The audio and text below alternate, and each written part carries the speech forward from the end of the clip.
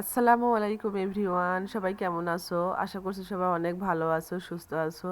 যে যেখান থেকে আমার ভিডিও দেখা শুরু করেছো সবাইকে জানাই অনেক অনেক ভালোবাসা ও শ্রদ্ধা।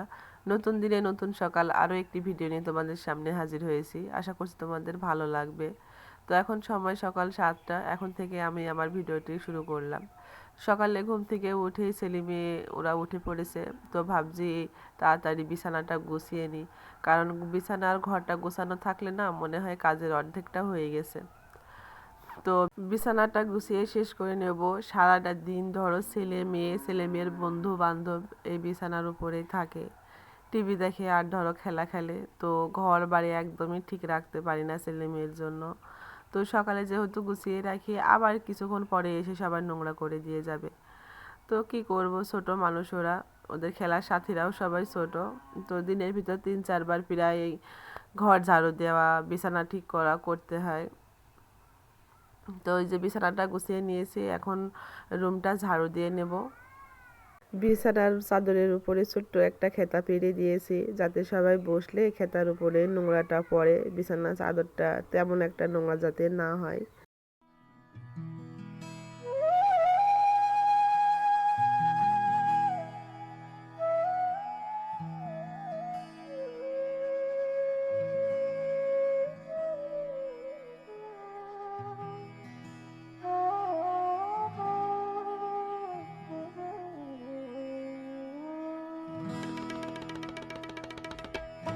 তো আপাতত ঘরের কাজ শেষ করে নিয়েছি। তারপরে এই দেখো কলপাড়ে চলে আসলাম। জমানো যেসব থালা বাসন রয়েছে সেগুলো এখন মেজে নেব। তো আমি মাজার আগে সবসময় বালতিটা ভরে নিই, তাহলে পরে আর থালা বাসন ধোয়ার সময় কোনো ঝামেলা করতে হয় না। জানো, আজ কয়েকটা দিন ধরে না কলে বা মোটরে কোনোটাতে পানি থাকছে না। আর রাত্রে তো ধরো যে একটা পানিও থাকে না। ওই অনেকক্ষণ মোটরের সুইচ দিয়ে রাখলে তারপরে মানে 3-4 মিনিট পরে তখন পানি ওঠে, আর টিউবওয়েলে তো ধরো পানি উঠছেই না। এই যে রৌদ্র আর গরম পড়ছে, এই রৌদ্রে ধরো মাঠে সব জমিতে পানি নিচ্ছে, এই কারণে ধরো পানি টিউবওয়েলে নেই। আবার মাঠের বোরিংয়েও তেমন একটা পানি পাওয়া যাচ্ছে না। পানির এমন একটা সমস্যা, দিনের বেলায় খুব কম পানি পাওয়া যায়। এই মোটর ধরে রেখে রেখে তারপরে একটু পানি ওঠে। পানির যে এতটা সংকট হয়েছে তার কি বলবো। পানিতে মানুষের জীবন, কিন্তু এই পানিটা এখন আর পাওয়া যাচ্ছে না বেশি। আমাদের এখানে আবার কয়েকটা ঘরে না পানি, কলে পানি বন্ধই হয়ে গেছে, পানি উঠছেই না এরকম। তো যাই হোক, আমাদের মোটরে হালকা একটু উঠছে, দুপুর টাইমে উঠছে না, কিন্তু সকাল আর বিকালে উঠছে। তো এই দেখো থালা বাসনগুলো মেজে রেখে দিয়েছি। তো একটা আনারস ফল কেটে নিয়েছি, তো এটা এখন খাবো। ভাবলাম একটু ভাত খাবো। তো মেয়েটা তরকারি বাইরে রেখে দিয়েছিল, দেখছি তরকারিটা নষ্ট হয়ে গেছে। তো এই ফলটা একটু খেয়ে নিই। আমার সকালবেলা একটু কিছু না খেলে না তেমন একটা ভালো লাগে না। তো এই দেখো ফলটা খাওয়া শেষ করে একটু দুধ জাল দিয়ে নেব, একটু সেমাই রান্না করব। ঈদের দিন সেমাই রান্না করেছিলাম। তো সেমাতে অনেকটা মিষ্টি হয়েছিল। তো আমি তেমন একটা মিষ্টি এখন আর খেতে পারি না, মিষ্টি খেলেই মনে হয় যেন মাথার ভিতর খারাপ লাগে। তো ভাবছি একটু সেমাই রান্না করি অল্প একটু মিষ্টি দিয়ে।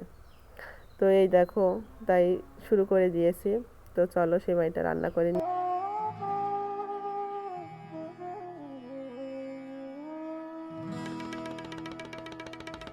তো সিমাইটা রান্না শেষ করেছি, করে একটু খিচুড়ি রান্না করব।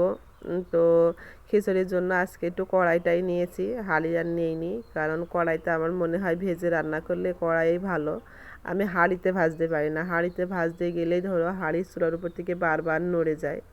তো এই জন্য কড়াইটা নিলাম। তো কড়াই থেকে একটু পেঁয়াজগুলো বেরেস্তা করে নিয়ে এখন চালগুলা ভেজে নেব। তো আমি বেশিরভাগই প্রেশারে রান্না করি খিচুড়ি। তো প্রেশারে গ্যাসটা ফুরিয়ে গেছে, এই জন্য আর প্রেশারে রান্না করলাম না। তো ভাবলাম আজকে একটু ভেজে কড়াতে রান্না করে দেখি, অনেক দিন এমনভাবে খাওয়া হয়নি। তো এভাবে রান্না করে খেলে না অনেকটা ভালোই লাগে, স্বাদই আসে। তো চলো আমি কিভাবে খিচুড়ি রান্না করি সেটাই তোমাদের সাথে শেয়ার করি, তোমরা দেখতে থাকো।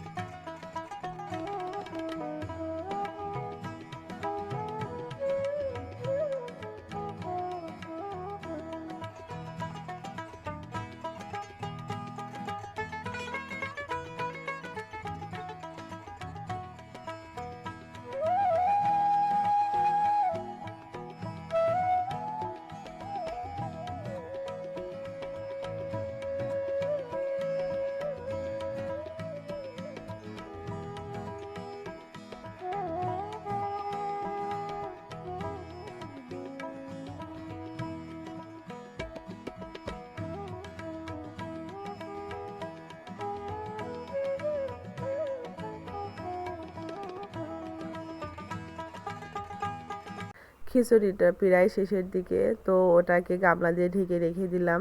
আর এদিকে যে দুধ জাল দিয়ে রেখেছিলাম এটা একদম ঠান্ডা হয়েছে। তো এই লাচ্ছা সেমাইগুলো এবার ওর উপরে দিয়ে দেব। ভাতটাও গামলাতে লাবিয়ে নিয়েছি, নিয়ে পেঁয়াজের বেরেস্তাগুলো এর উপরে দিয়ে দেব, দিয়ে সবগুলো এবার রুমে রেখে আসবো।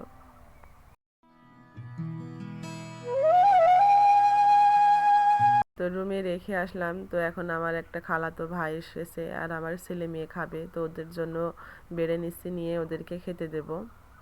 ওদেরকে খেতে দিয়ে আমিও খেয়ে নেব, তা না ছাড়া পরে আর খাওয়া হবে না একা একা। আর সবাই মিলে খাওয়ার একটা মজাই থাকে কিন্তু আলাদা। তো ওদেরকে খেতে দিয়েছি, দিয়ে এখন আমি আমার জন্য নিয়ে নিচ্ছি। তো এখন খেয়ে নেব।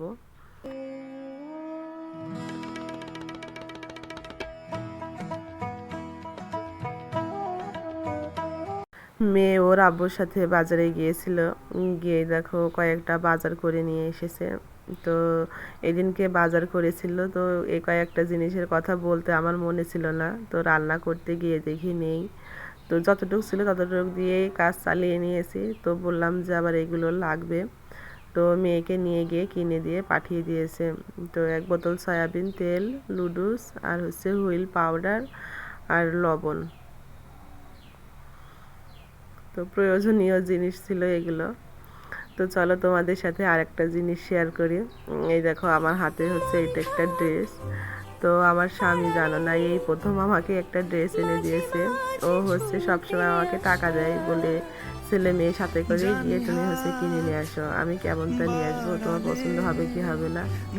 তো ছেলে মেয়ে যেহেতু ওর সাথে যায় না, ওর আব্বুর সাথে, তো আমি নিয়ে যাই, তো আমার জন্য তখন কিনে নিয়ে আসি। তো এই ফার্স্ট হচ্ছে ও আমার জন্য ড্রেস নিয়ে এসেছে। তো ড্রেসটা আসলে অনেকটা আমার কাছে পছন্দ, অনেকটা সুন্দর। যেহেতু স্বামী হাতে করে নিয়ে এসেছে, তো ড্রেসটা তো পছন্দ হবেই। আর না দেখতেও, বাস্তবে দেখতেও কিন্তু অনেকটা সুন্দর। ক্যামেরাতে একটু ঘোলা ঘোলা টাইপ লাগছে, কিন্তু হচ্ছে বাস্তবে বাইরে অরিজিনাল সুন্দরই আছে দেখতে। তো এই প্রথম ও ভালোবেসে আমার জন্য এই জিনিসটা নিয়ে এসেছে। তো কেমন হয়েছে তোমরা সবাই কমেন্ট করে বলবা, ঠিক আছে? আমার কাছে তো খুবই পছন্দ হয়েছে। আর একটা কথা কি, আমি হচ্ছে এই কালারের ড্রেস কখনোই পরি না। আমার বেশিরভাগ হচ্ছে কালো, খয়েরি, এইগুলো বেশি পরা হয়। তো আর কফি কালার, তো এই কালারটা আমার মানে পরাই হয়নি কোনো দিন, মানে আমারও কাছে মনে পড়ছে না যে আমি কোনোদিন পরেছি এটা। তো এই দেখো জামা, পায়জামা, ওড়না তিনটা একসাথে। তো এটা কিন্তু হচ্ছে গজ কাপড়, 3 পিস না, গজ কাপড়ই মানে আলাদা আলাদা করে কিনেছে। তো দেখতে অনেকটাই সুন্দর। তো এটা ভাবছি কালকে বানিয়ে নেব। তো আমি যেহেতু বানাই, অন্য জায়গায় আর দেওয়া লাগে না, তো এটা আমিই বানিয়ে নেব। তো এটা দেখে রেখে দিয়েছি। এখন হচ্ছে দেখো কাপড় চোপড় কাচবো। ঈদের আগে যেসব কাপড় চোপড় সব বের করা হয়েছিল, আর ঈদের পরের দিন যেসব ব্যবহার করা হয়েছিল, তো সেদিনকে ভাবলাম যে কাপড় চোপড়গুলো কেচে দিই, কিন্তু এতটা রোদ গরম, এই জন্য কাপড় চোপড় কাচা হয়নি। তো আজকে এগুলো বের করে নিয়েছি, আজকে কেচে দেব। তা না হলে অলসতায় কাজ করছে আর করতে ভালো লাগছে না। তো চলো এগুলো কেচে ধুয়ে নিই।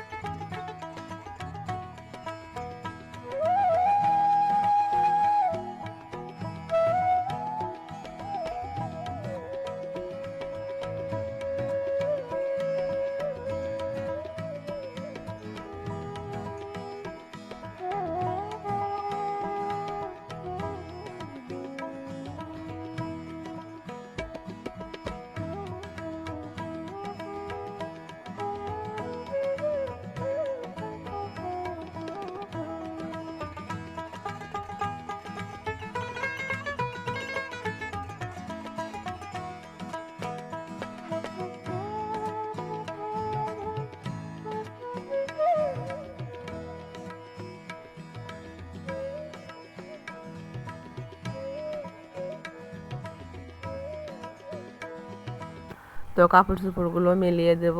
তো আজকের ভিডিওটি এই পর্যন্তই। সবাই ভালো থাকবেন, সুস্থ থাকবেন। আর ভিডিওর কোনো অংশ যদি আপনাদের কাছে ভালো লেগে থাকে, তাহলে প্লিজ চ্যানেলটি সাবস্ক্রাইব করে সবাই পাশে থাকবেন। খোদা হাফেজ সবাইকে।